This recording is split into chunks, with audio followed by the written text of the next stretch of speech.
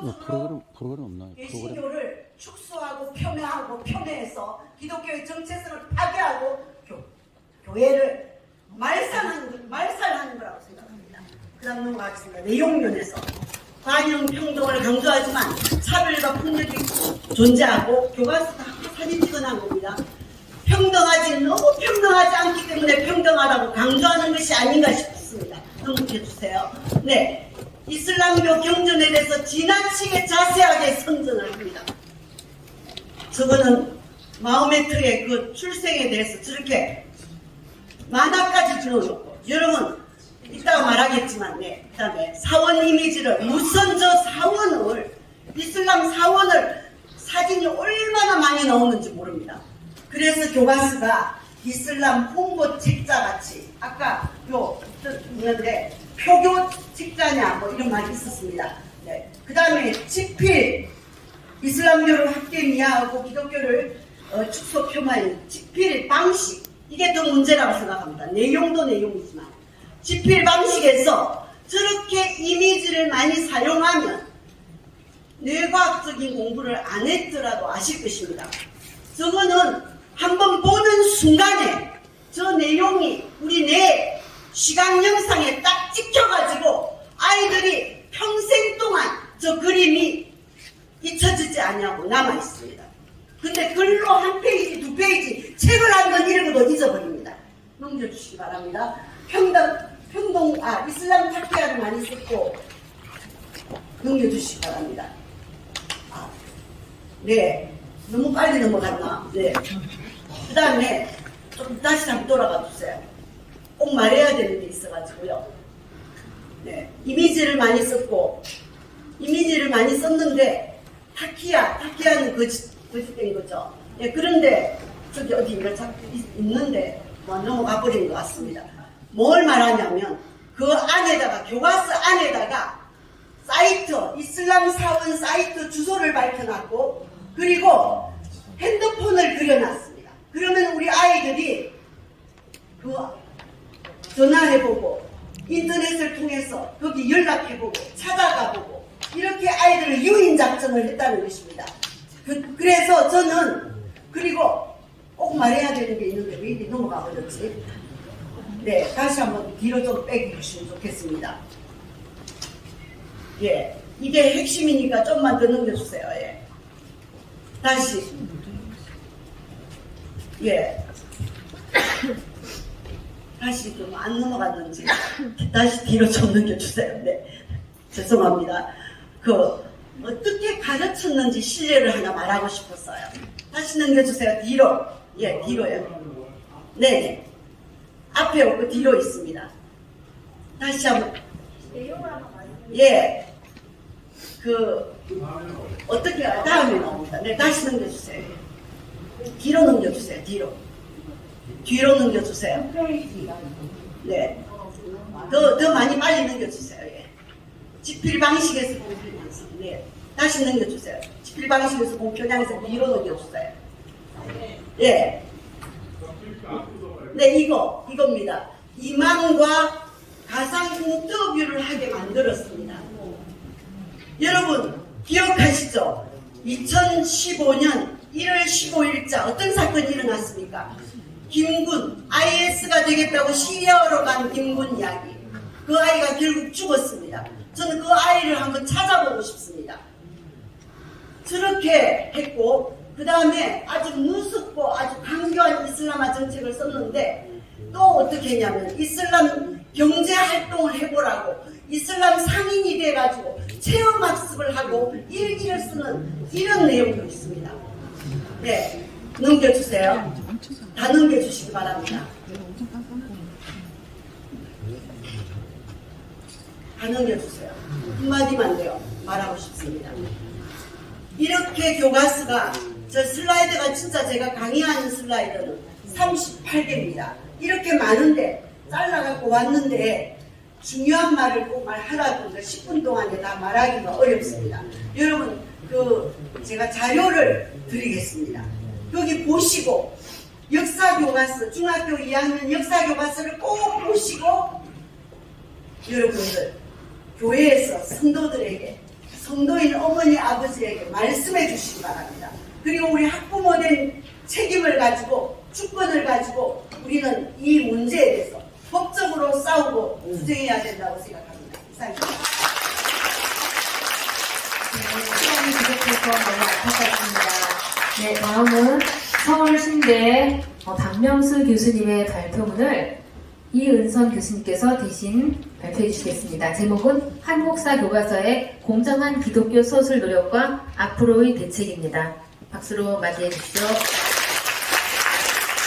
다들 기억해서 해가지고 저도 앉아서 할 수가 없는 것 같아서 이제 사실은 박명수 교수님이 쓰셨는데요.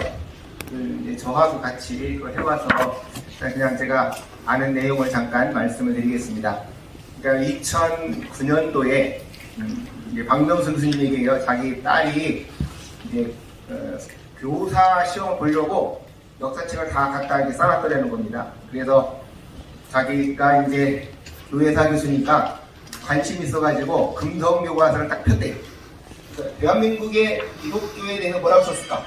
근데 거기에 그렇게 쓰여 있었습니다. 대한민국의 교회는 복음주의를 지나치게 믿어 일본 침략에 앞지게 노력했다. 그래서 막 그분이 너무 열이 받아가지고 그때 저를 찾아왔어요. 근데 제가 중고등학교 선생님을 한 10년 했습니다. 그랬더니 뭐 에스더만이 맞더라. 당신이 뭐 이때 비함이 아니냐고. 그래서 그때부터 이제 저희가 중고등학교에 역사 교과서에서 기독교를 어떻게 서술했는지 이제 그거를 분석하기 시작을 했고, 그래서 그 교과서 교육 과정을 개정을 할 때 2013년, 14년에 계속 따라다녀서 2015년에 하여튼간에 역사를 서술하겠다. 이제 국사 교과서에서 적어도 개항 이후에 기독교를 서술하겠다 했는데, 박근혜 대통령이 이제 국정교과서 만들면서 그 파동이 일어났고, 문재인 대통령 정권이 딱 들어오면서 현재는 어떻게 되어 있는 거 하니까 개항 이후 근대에 오면 종교 얘기가 한마디도 없습니다. 그러니까 우리가 다 알다시피 삼국시대 하면은 당연히 불교가 중심이 돼서 문화를 발전시켰다. 고려 때까지는 불교도 있고 유교도 있다. 조선시대는 당연히 유학이 중심이 돼서 한국 사회를 발전시켰다. 근데 개항이 딱 되고 나면 심지어는 조선 후반기에는 정감록이 한국 사회를 뭐 변화시키는 역할을 했다. 이런 얘기까지 나와요.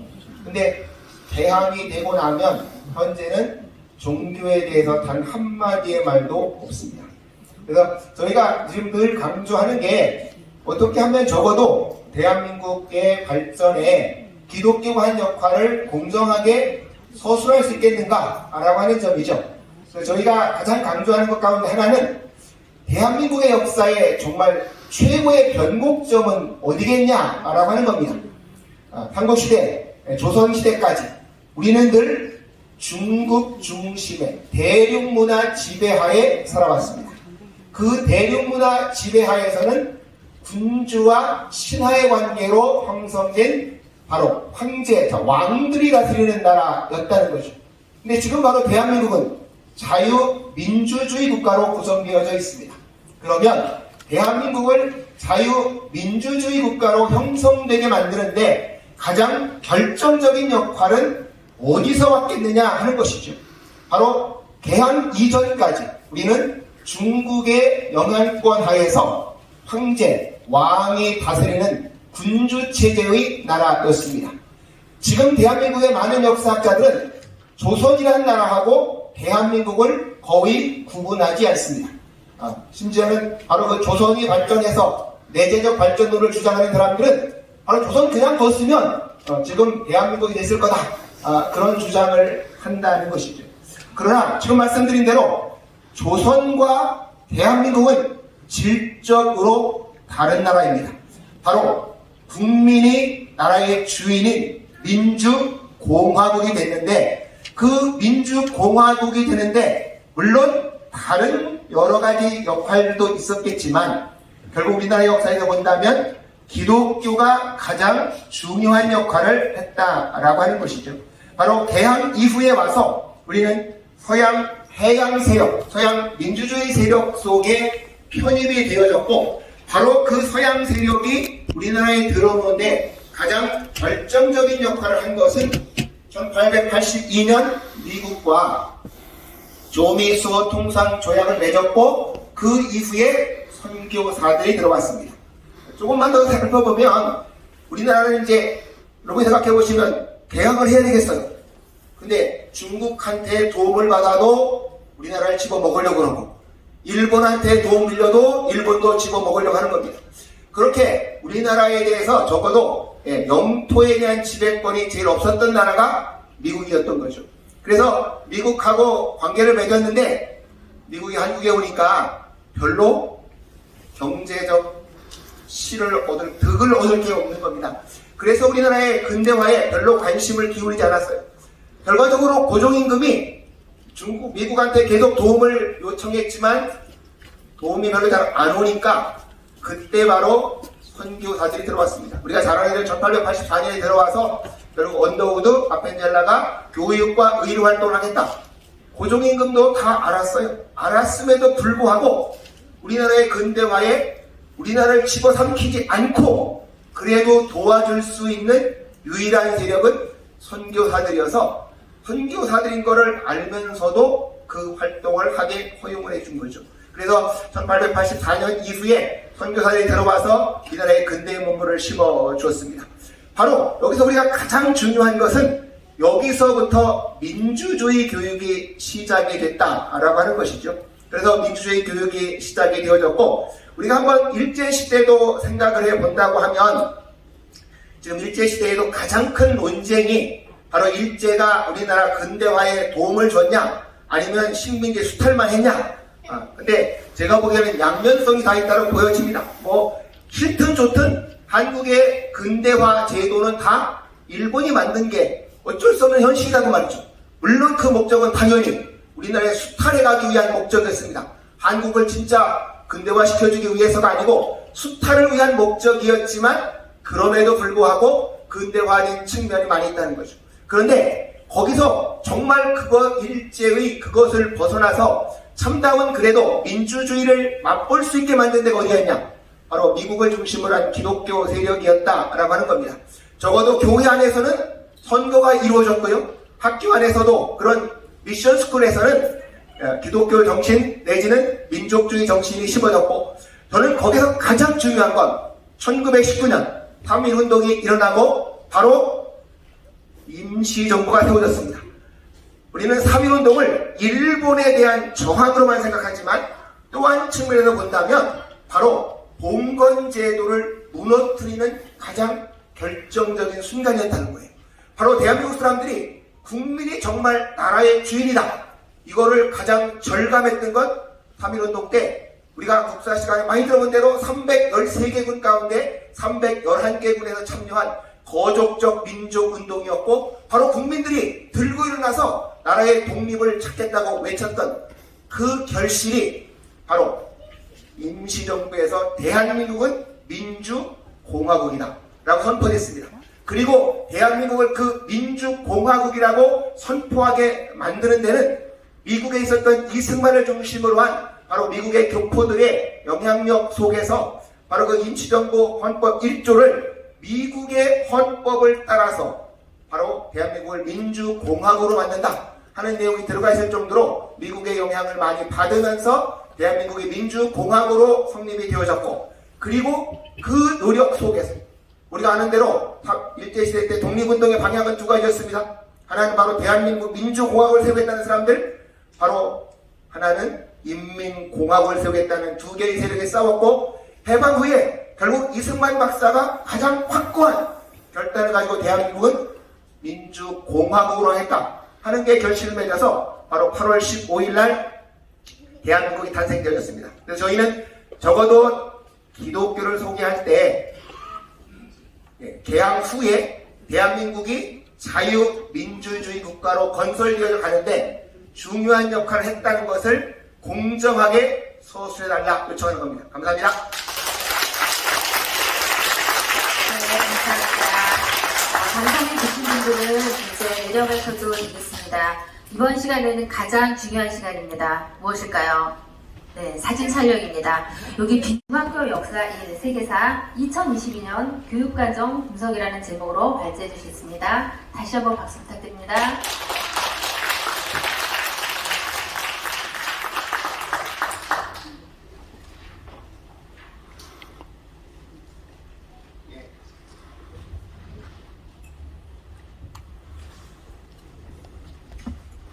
중학교에 대해서 제가 제일 첫 번째 했던 건 이제 교과서 작성이 아까 말씀한 대로 문재인 정부에서 시작이 돼서 윤석열 정부에 와가지고 완성되는 과정 가운데에서 지금 가치관의 충돌이 상당히 일어나고 있습니다. 가장 대표적인 말로 생태 전환 교육, 이것이 이제 문재인 정부 하에서는 이 교육 과정을 만드는데 가장 핵심적 요소였습니다. 생태 전환 교육, 그 다음에 또 하나가 있었던 것이 이제 미래 민주 시민 교육. 근데 그 민주 시민 교육 안에는 뭐가 있었는가 하니까 평화, 인권, 성평등, 문화 다양성, 지속 가능성, 이거를 교과서에 반영해라. 그래서 바로 이제 우리가 다 아시는 대로 이거 반대해서 성평등 용어 삭제가 됐고 생태 전환 교육이 총론에서 삭제가 됐습니다.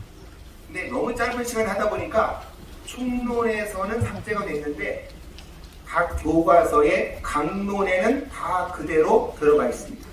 제가 한번 읽어드리겠습니다. 거기 보시면 역사 과목 교육 과정 설계에 뭐라고 되어 있는 거니까 또한 총론에서 미래 변화에 대응하는 교육 방향으로 제시한 민주 시민 교육 및 생태 전환 교육과 연관하여 역사과의 핵심 아이디어와 내용 요소의 문화적 다양성, 민주주의와 인권의 확산, 전쟁 범죄에 맞선 평화주의 노력 등의 민주 시민 교육 관련 내용과 산업화의 생태 환경적 접근, 지속 가능한 사회로 된 과제 등 생태 전환 교육 관련 내용을 반영하여 구성했다.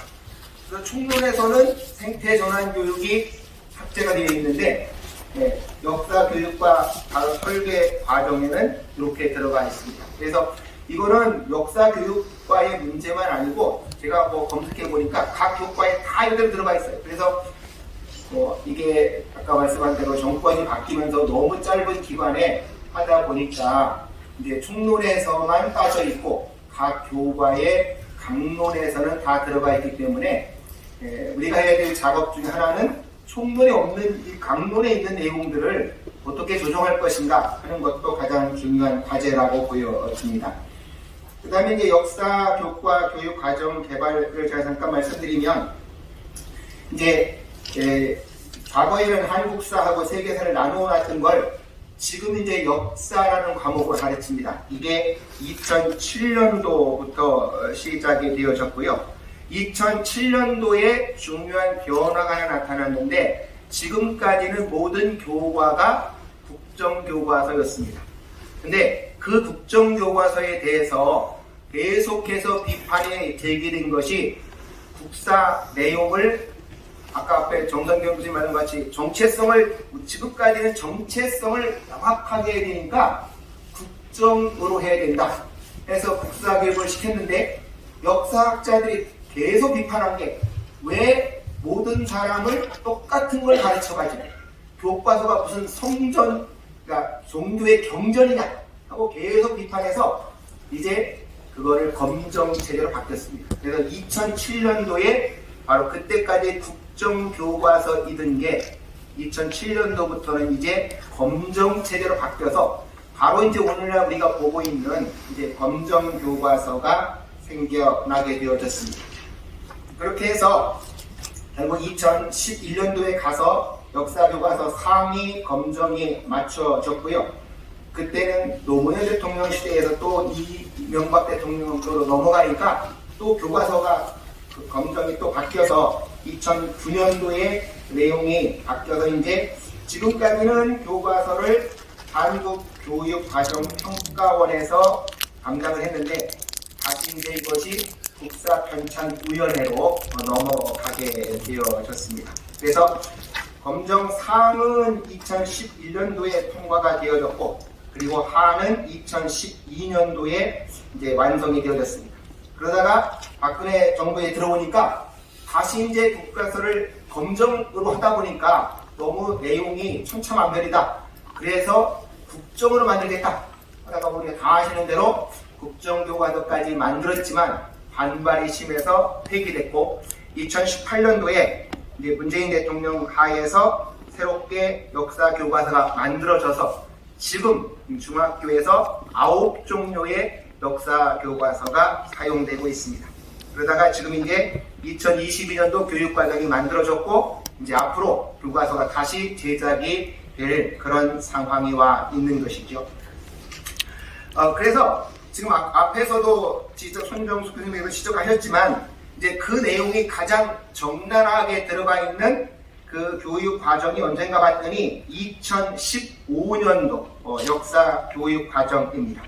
거기 제가 쓴 강의 한 4페이지에 가보시면, 근데 이때는 교과서가 지역별로 이렇게 서술하도록 되어 있어요. 여러분 보시면 이제 동아시아, 서아시아, 인도, 유럽, 아메리카 제국주의의 두 가지 차례했는데, 그럼 거기 다 보세요. 딱 보시면 다른 지역은 종교가 하나도 없는데 어디만 종교가 딱 들어가 있습니까? 서아시아의 여러 제국과 이슬람 세계의 형성. 이 전체 제목을 하는데 다른 종교는 하나도 없어요. 근데 이슬람에 대해서만 아예 이슬람 세계의 형성. 그래서 그 밑에 보시면 서아시아 여러 제국의 발전 과정과 정치 문화적 유산을 이해하고 이를 바탕으로 기여한 역할을 탐구한다. 이슬람의 등장과 확산을 통해 이슬람 세계가 형성되는 과정을 살펴본다. 이슬람이 여러 지역과 다양한 방식으로 관계를 맺어가는 모습을 탐구한다. 그리고 그 밑에 가서 학습 요소로 뭘 가리키냐 하는데, 여기 보시니까 이슬람, 무하마드, 헤지라, 쿠란 이런 걸 가르치라고 아예 명시를 해놨습니다. 그리고 밑에도 보시면 인도 지역도 인도의 이슬람화 해가지고, 그러니까 이런 식으로 일단 2015년도는 교육 과정 속에 이렇게 이슬람을 명시를 했어요. 그리고 성취 기준의 해설에 가보시면 그렇게 이슬람이 등장해서 발전해가는 특성을 연구한다 했는데, 이제 아까 가장 흥분하셨던 내용 가운데 하나가 라합원 평가한 것과 유의사항에 가보시면 이슬람에 대한 이해를 돕기 위해서 궁금한 점들을 목록화해 조별로 조사한 후 발표함으로써 서로 의견을 공유할 수 있도록 한다. 인도의 다양한 종교가 등장한 배경을 이슬람으로 흰 이슬람과 관련된 유명 유적지를 찾아보고 관광 안내서 만들기 등을 수행평가로 실시할 수 있다. 자, 이렇게 해놨습니다. 그러니까 이게 교과서의 기준이 아예 딱 이렇게 명시가 되어 있어요. 그러면 기독교에 대해서 뭐라고 그랬냐? 그 밑에 가보시면 기독교에 대해서는 거기에 고대 지중해 세계 끝에 가면 크리스트교라고 딱 한마디 있어요. 그리고 나서는 지나갔습니다. 그리고 나서 이제 유럽 세계 병에서 종교개혁 이렇게 해놨는데, 그리스도교에 대해서는 이제 마지막 그렇게 하나가 붙어 있고 더 이상의 설명은 없습니다. 그 다음에 가서 보시면 여기도 답사지를 만들려고 했어요. 근데 뭐라고 했는 거 보니까 그리스 로마의 민주정치 요소를 활용하기 위해 연설, 투표, 토론 등의 방식으로 수행평가를 실시해서 민주시민의 자질을 함양하도록 한다. 가상 답사 자료집과 관광 안내서를 만들기 등을 수행평가를 통해 유럽의 역사적, 사회적 모습을 간접 변화한다. 그러니까 유럽은 사회 문화를 이해하기 위해서 가상 자료집을 만드는데, 이슬람은 바로 그 이슬람 문화유적을 하라고 이렇게 만들어 놓았습니다. 근데 2018년에 가보니까 2018년도는 이제 지역 사회에서 지구사 중심으로 바뀌었습니다. 근데 이 지구사 중심으로 바뀐 게 이제 왜 그랬냐 하니까, 지역 중심으로 하니까 늘 세상은 어디가 중심이었냐? 아시아는 중국이 중심이고 서부는 유럽이 중심이다. 그래서 중국과 유럽 중심을 깨고 주변 국가들을 중심으로 세우려고 이제 바로 이 지구사라고 하는 개념을 들고 나왔습니다. 이게 바로 포스트 모더니즘의 이제 사고 방식인 거죠. 그래서 역사도 지금까지 우리가 보통 고대, 중세, 근대 이렇게 하니까 고대, 중세, 근대가 나오는 지역은 어디냐? 유럽만 나오고 다른 지역은 그런 시대 구분이 잘 안 된다. 그러니까 그렇게 시대 구분해서 고대, 중세, 근대로 발전한다고 유럽은 발전하고 나머지 나라는 후진 국가 양상을 주니까 그런 시대 구분도 하지 마라. 그러니까 미국, 중국, 서유럽 중심의 역사도 아닌 다양한 지역을 골고루 해석해라. 이제 그런 식으로 가는 게 지구사 중심의 관심입니다. 여기에 가니까 이제 중학교 역사는 적어도 이슬람 문화에 대해서는 제가 그 밑에 한번 7페이지 가보십시오. 7페이지 가보시면 이제 그 기독교에 대해 문명에 대해서 고대 세계에서는 아까는 이제 그리스도교를 2018년도에 적어도 로마 제국에서 그리스도가 들어가 있었는데 이렇게 지구사 중심으로 한다고 그러면서 아예 빠져버렸습니다. 고대 사회에서는 기독교 내용이 빠졌고 그 두 번째 보시면 세계 종교의 확산과 지역 문화 형성에서 거기에 이슬람이 더 먼저 남아 있고 그리스도가 네 번째로 가 있어요.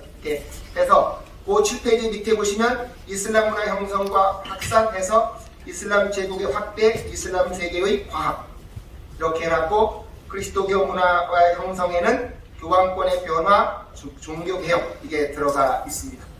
그리고 아까 말했던 그 이슬람 내용은 고등학교 교과서로 올라갔어요.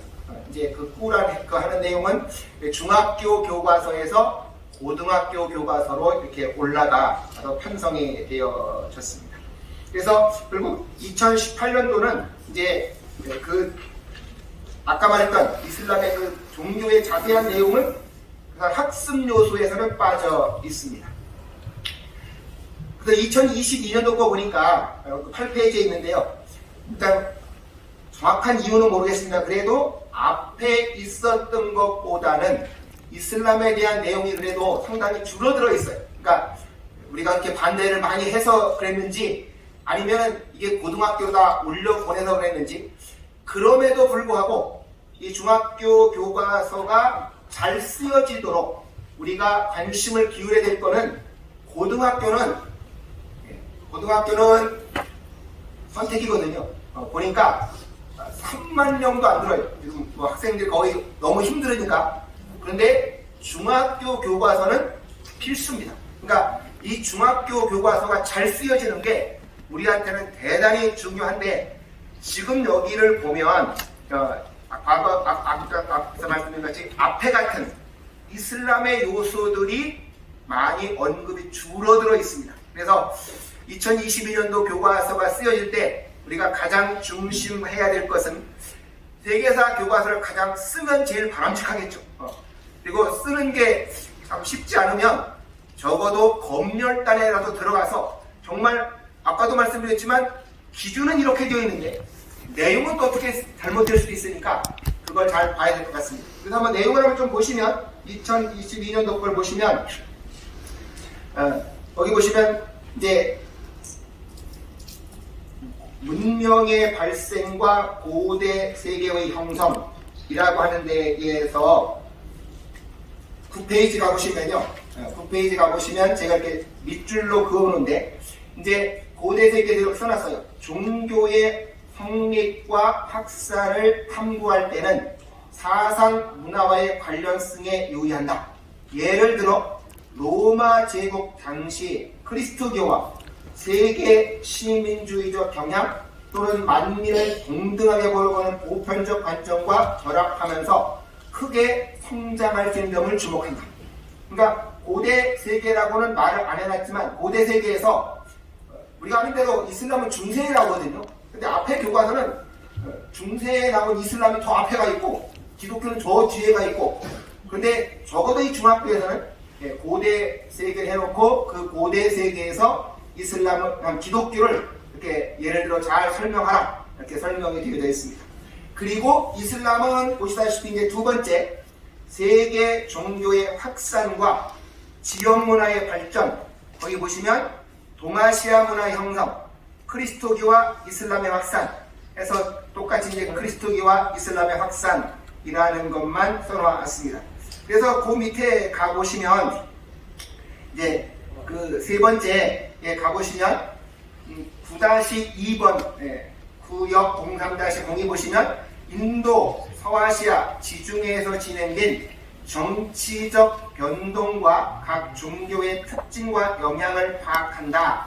그래서 그 밑에 성취 기준 가보시면 서로마 제국의 소멸과 비잔티움 제국의 발전, 이슬람 세계 성장을 중심으로 파악한다. 그 다음에 0-3 가보시면 그리스도교 세계의 정치 종교의 상관성을 이해하고 이슬람 세계와 그리스도교 세계의 충돌 및 교류를 탐구한다. 그 밑에 가보시면 이슬람 세계 그 권력의 세분화, 교황권의 성장, 그 다음에 이슬람과 그리스도교의 충돌 연구한다. 이렇게 되어 있어서 적어도 역사적 사실에 충실하게 되어져 있습니다. 그래서 현재까지는 이게 이제 소제목은 나와 있잖아요. 소제목은 나와 있지 않아서 그 내용을 어떻게 선택할지는 좀 더 봐야겠습니다만 적어도 많은 분들이 수고하신 덕분에 그래도 이렇게 좀 교정되지 않았나 싶은데 아까도 말씀드린 잘 쓰여지도록 관심을 기울여야 되겠습니다. 감사합니다. 네, 감사합니다. 다음은 이제 스무이여고 배민 선생님이신데 우리 현재 우리 올바른 역사 교육을 가르치시는 교수님도 드물지만 또 현지 선생님은 더 드뭅니다. 그런데 이렇게 귀한 선생님께서 현지 선생님께서 함께해 주셔서 너무 감사합니다. 고등학교 세계사 교육의 편향된 시각이라는 제목으로 발제해 주시겠습니다. 다시 한번 큰 박수 부탁드립니다. 예. 죄송합니다. 저는 제가 써온 부분을 많지 않기 때문에 간략하게 읽고 마무리하겠습니다. 네, 10분 시간이 주어져서요. 내용적인 측면에서 볼 때 현행 고등학교 세계사 교과서는 역사 현상을 바라보는 근본 시각이 있어서 몇 가지 심각한 편향성을 보여줍니다. 특히 이 역사 서술의 근현대사 부분에서 더 그렇습니다. 첫째, 현재 세계사 교과서 내용은 19세기의 근현대사를 철저히 서구 열강의 아시아, 아프리카 침략이라는 제국주의 구도로 바라봅니다. 한국사도 이제 그런 구조 안에 들어가 있는데요. 그 안에 원인에 대한 설명을 자세히 살펴보면 관점이 심각하게 편향되어 있습니다. 그래서 19세기 제국주의를 천편일률적으로 독점 자본주의, 사회진화론 이런 관점으로 보고 있어서 굉장히 사회주의적인 시각에 편향되어 있음을 보여줍니다. 이와 달리 이제 개인주의적이고 자유주의적인 그런 시각으로 보면 이런 제국주의를 초래하고 열강 간의 극심한 대립구조를 만들어내는 원인이 사실 그 당시 유럽 전역에 팽배했던 19세기 후반에 나타난 민족주의라는 집단주의적인 사회 흐름, 그러니까 반개인주의와 반자유주의 사조였다라고 말할 수 있습니다.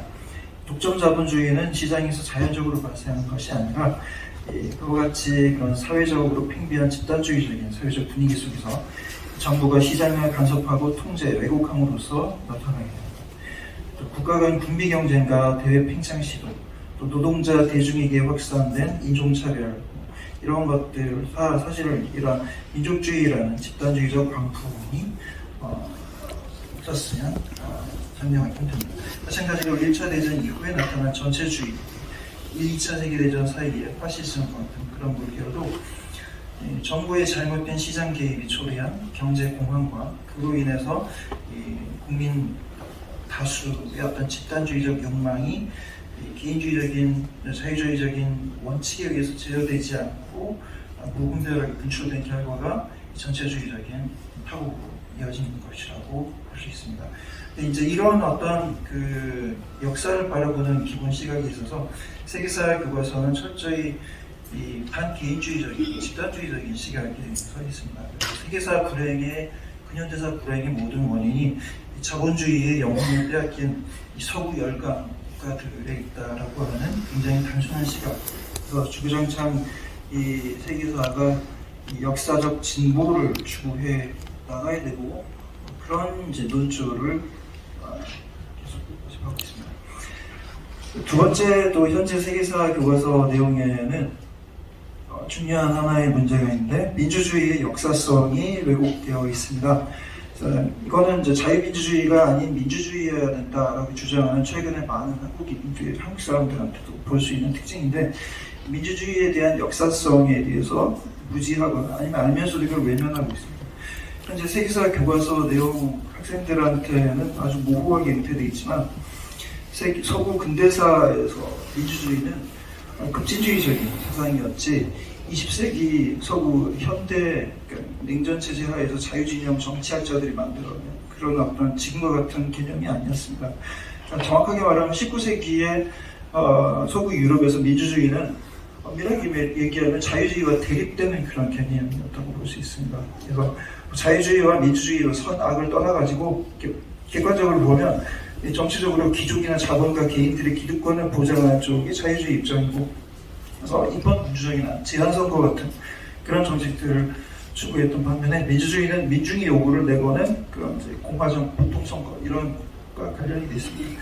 그러니까 사실 이건 선악을 떠나서 이제 서구 근대 역사가 이런 자유주의와 민주주의가 서로 갈등을 빚으면서도 타협하고 조화되어 왔다라고 하는 게 기본 스토리인데 사실 이런 어떤 기본 스토리를 가장 잘 긍정적으로 보여주는 나라가 영국입니다. 영국이 역사에 대해서 간략하게 제가 써놨지만 예를 들어서 로크나 애덤 스미스로 상징되는 고전 자유주의 정치 경제 사상은 뜬금없이 나타난 천재들의 사상이 아니고 영국의 사회 경제적 변화를 반영한 어떤 철학적 결과물입니다. 한마디로 얘기하면 영국은 당시 유럽의 어떤 국가보다도 이 활성화된 시장을 통해서 개인의 법적 권리가 정교하게 발달한 모범적인 국가이고 반대로 정부의 역할은 가장 작고 축소되어 있었습니다. 하지만 현행 서양사 부분 교과서 내용을 보면 18세기 후반 이후에 시민혁명으로 끝없이 점철된 프랑스 정치사가 마치 인류 역사의 진보의 모델이었다 이렇게 보는 시각이 빠져 있습니다.